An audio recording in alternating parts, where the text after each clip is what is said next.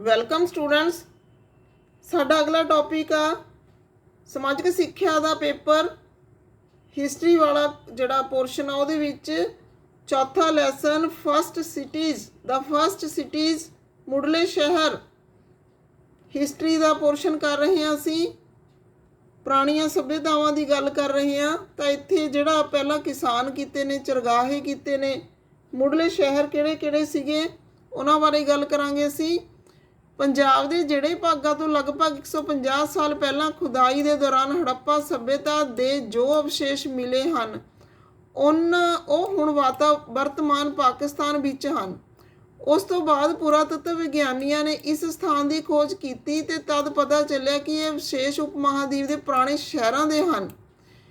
ਕਿਉਂਕਿ ਇਸ ਨਗਰ ਦੀ ਖੋਜ ਸਭ ਤੋਂ ਪਹਿਲਾਂ ਹੋਈ ਸੀ, ਇਸ ਲਈ ਇਹਨਾਂ ਦੀਆਂ ਪੁਰਾਣੀਆਂ ਥਾਵਾਂ 'ਤੇ ਜੋ ਇਮਾਰਤਾਂ ਜਾਂ ਚੀਜ਼ਾਂ ਮਿਲੀਆਂ ਹਨ ਉਹਨਾਂ ਨੂੰ ਹੜੱਪਾ ਸੱਭਿਅਤਾ ਦੀਆਂ ਇਮਾਰਤਾਂ ਕਿਹਾ ਜਾਂਦਾ ਹੈ।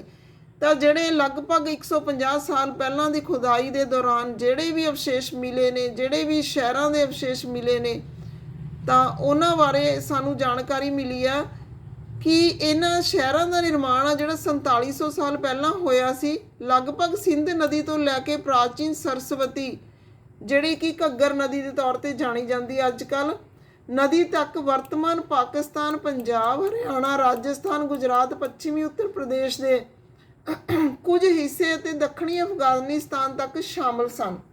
ਇਹ ਸੱਭਿਅਤਾ ਕਈ ਨਾਵਾਂ ਜਿਵੇਂ ਸਿੰਧੂ ਘਾਟੀ ਦੀ ਸੱਭਿਅਤਾ, ਸਿੰਧ ਸਰਸਵਤੀ ਸੱਭਿਅਤਾ, ਹੜੱਪਾ ਸੱਭਿਅਤਾ ਇਹਨਾਂ ਨਾਵਾਂ ਨਾਲ ਜਾਣੀ ਜਾਂਦੀ ਹੈ।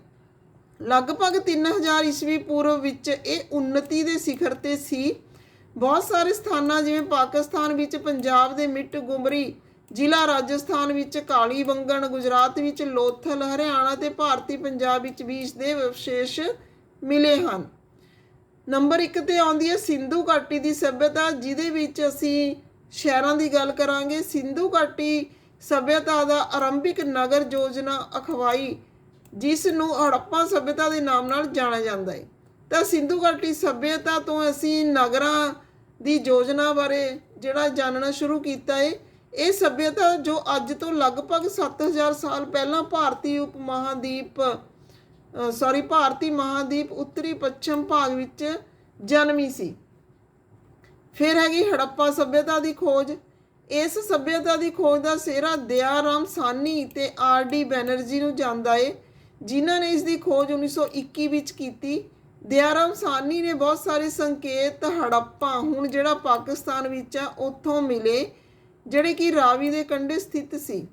ਇਹਦੇ ਮੁੱਖ ਸ਼ਹਿਰ ਕਿਹੜੇ ਸੀ ਹੜੱਪਾ ਦੇ? ਸਿੰਧ ਪਾਕਿਸਤਾਨ, ਮੋਹਨਜੋਦੜੋ ਜਿਹੜਾ ਸਿੰਧ ਪਾਕਿਸਤਾਨ 'ਚ, ਸੁਤਕਾਇੰਦਾਰੋ ਇਹ ਵੀ ਪਾਕਿਸਤਾਨ 'ਚ, ਰੋਪੜ ਪੰਜਾਬ 'ਚ।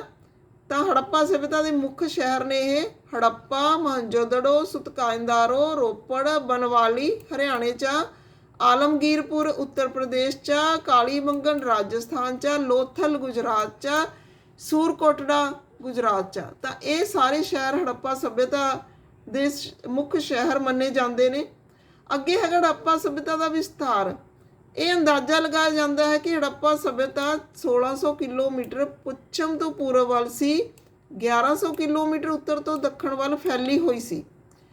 ਜੇ ਅੱਜ ਦੇ ਸਮੇਂ ਅਨੁਸਾਰ ਦੇਖਿਆ ਜਾਵੇ ਤਾਂ ਇਹ ਪਾਕਿਸਤਾਨ, ਪੰਜਾਬ, ਹਰਿਆਣਾ, ਰਾਜਸਥਾਨ, ਗੁਜਰਾਤ ਦੇ ਪੱਛਮੀ ਉੱਤਰ ਪ੍ਰਦੇਸ਼ ਤੇ ਅਫਗਾਨਿਸਤਾਨ ਦੇ ਕੁਝ ਭਾਗਾਂ ਤੱਕ ਫੈਲੀ ਹੋਈ ਸੀ। ਹੜੱਪਾ ਸੱਭਿਅਤਾ ਦਾ ਸਮਾਂ। ਇਹ ਵਿਸ਼ਵਾਸ ਕੀਤਾ ਜਾਂਦਾ ਹੈ ਕਿ ਹੜੱਪਾ ਸੱਭਿਅਤਾ ਨੇ ਆਪਣਾ ਵਿਸਥਾਰ ਕਰਨਾ 4600 ਈਸਵੀ ਪੂਰਵ ਵਿੱਚ ਸ਼ੁਰੂ ਕੀਤਾ ਸੀ। ਇਸ ਦੇ ਲਗਾਤਾਰ ਵਿਸਥਾਰ ਕਰਨਾ 2000 ਈਸਵੀ ਪੂਰਵ ਤੱਕ ਜਾਰੀ ਰੱਖਿਆ। ਇਸ ਤੋਂ ਬਾਅਦ ਇਸ ਦਾ ਪਤਨ ਹੋਣਾ ਸ਼ੁਰੂ ਹੋ ਗਿਆ। ਅੱਗੇ ਹੈਗਾ ਹੜੱਪਾ ਸੱਭਿਅਤਾ ਦੀ ਨਗਰ ਯੋਜਨਾ। ਹੜੱਪਾ ਸੱਭਿਅਤਾ ਦੇ ਲੋਕਾਂ ਦੇ ਘਰ ਵਿੱਚ ਸੁੱਖ ਆਰਾਮ ਦੀਆਂ ਸਾਰੀਆਂ ਸਹੂਲਤਾਂ ਸਨ, ਜੋ ਅੱਜ ਦੇ ਵਿਕਾਸ ਕਰਦੇ ਭਾਰਤ ਦੇ ਸ਼ਹਿਰਾਂ ਵਿੱਚ ਵੀ ਨਹੀਂ ਦੇਖਣ ਨੂੰ ਮਿਲਦੀਆਂ। ਪਾਣੀ ਦੀ ਵਿਵਸਥਾ ਤੇ ਨਿਕਾਸੀ ਦੀ ਵਿਵਸਥਾ ਸਭ ਤੋਂ ਉੱਤਮ ਦਰਜੇ ਦੀ ਸੀ, ਜੋ ਕਿ ਪੁਰਾਣੀ ਮਿਸਰ ਸੱਭਿਅਤਾ ਵਿੱਚ ਦੇਖਣ ਨੂੰ ਮਿਲਦੀ ਹੈ। ਗਲੀਆਂ ਚੌੜੀਆਂ ਸਨ, ਉਹਨਾਂ ਦੀ ਚੌੜਾਈ 4 ਮੀਟਰ ਤੋਂ 10 ਮੀਟਰ ਤੱਕ ਸੀ।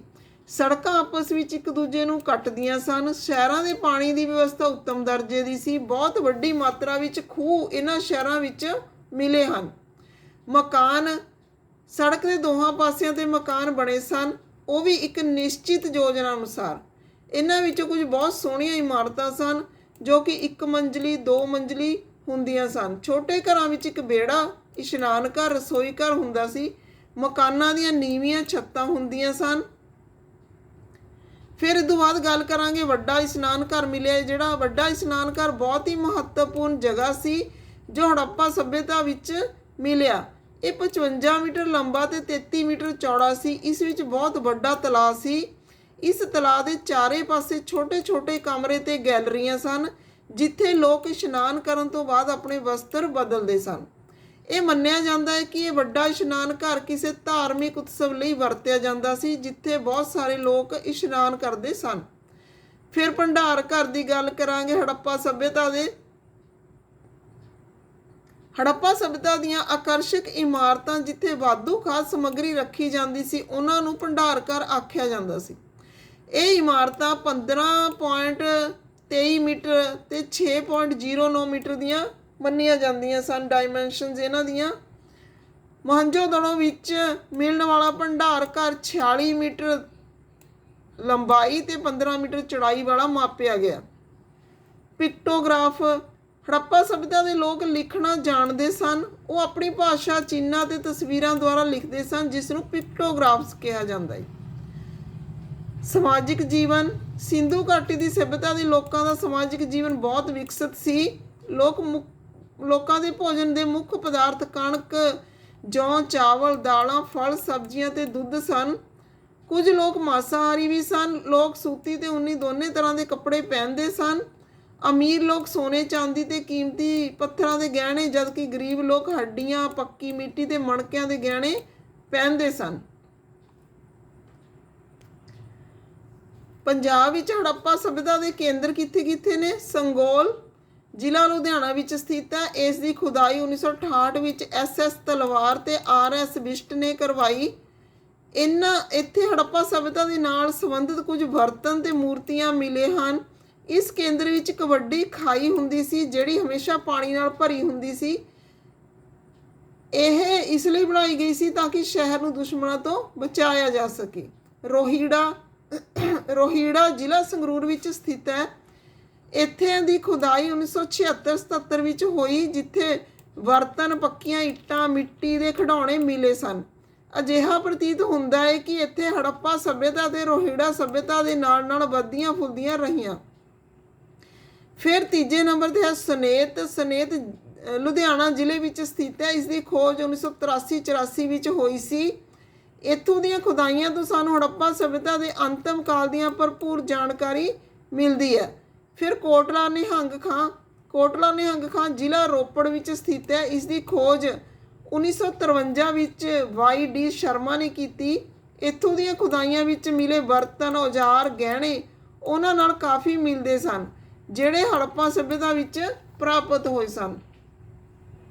ਹੜੱਪਾ ਸਭਿਅਤਾ ਦਾ ਪਤਨ ਲਗਭਗ 1500 ਈਸਵੀ ਪੂਰਵ ਤੱਕ ਜਦੋਂ ਆਰੀਆ ਭਾਰਤ ਵਿੱਚ ਆਉਣੇ ਸ਼ੁਰੂ ਹੋਏ ਹੜੱਪਾ ਸਭਿਅਤਾ ਦਾ ਪਤਨ ਹੋ ਗਿਆ।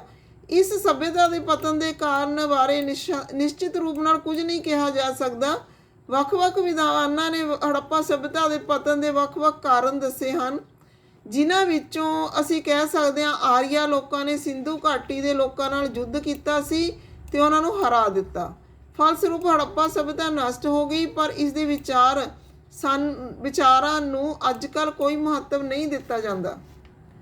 ਫਿਰ ਦੂਜਾ ਵਿਚਾਰ ਹੈਗਾ ਸਿੰਧੂ ਤੇ ਇਸ ਦੇ ਸਹਾਇਕ ਨਦੀਆਂ ਵਿਚਕਾਰ ਲਗਾਤਾਰ ਹੜ੍ਹਾਂ ਦੇ ਆਉਣ ਕਾਰਨ ਇਹ ਸਭਿਅਤਾ ਜਿਹੜੀ ਆ ਉਹ ਮਿਟ ਗਈ ਜਾਂ ਇਸ ਦਾ ਵਿਨਾਸ਼ ਹੋ ਗਿਆ। ਤੀਸਰਾ ਕਾਰਨ ਹੈਗਾ ਲਗਭਗ 1900 ਈਸਵੀ ਪੂਰਵ ਸਰਸਵਤੀ ਨਦੀ ਦੇ ਸੁੱਕ ਜਾਣ ਕਾਰਨ ਹੜੱਪਾ ਸਭਿਅਤਾ ਦੇ ਲੋਕ ਪੂਰਬ ਵੱਲ ਗੰਗਾ ਦੇ ਮੈਦਾਨ ਵਿੱਚ ਚਲੇ ਗਏ ਸਨ। ਫਿਰ ਹੈਗਾ ਭੂਚਾਲ ਜਾਂ ਕਿਸੇ ਹੋਰ ਮਹਾਮਾਰੀ ਕਾਰਨ ਇਸ ਸਭਿਅਤਾ ਦਾ ਅੰਤ ਹੋ ਗਿਆ।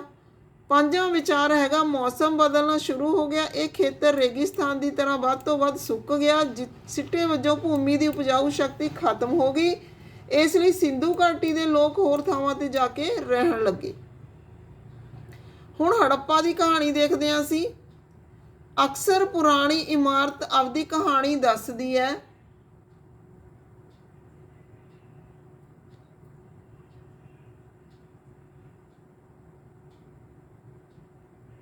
ਲਗਭਗ 150 ਸਾਲ ਪਹਿਲਾਂ ਜਦੋਂ ਪੰਜਾਬ ਵਿੱਚ ਪਹਿਲੀ ਵਾਰ ਰੇਲਵੇ ਲਾਈਨ ਵਿਛੀ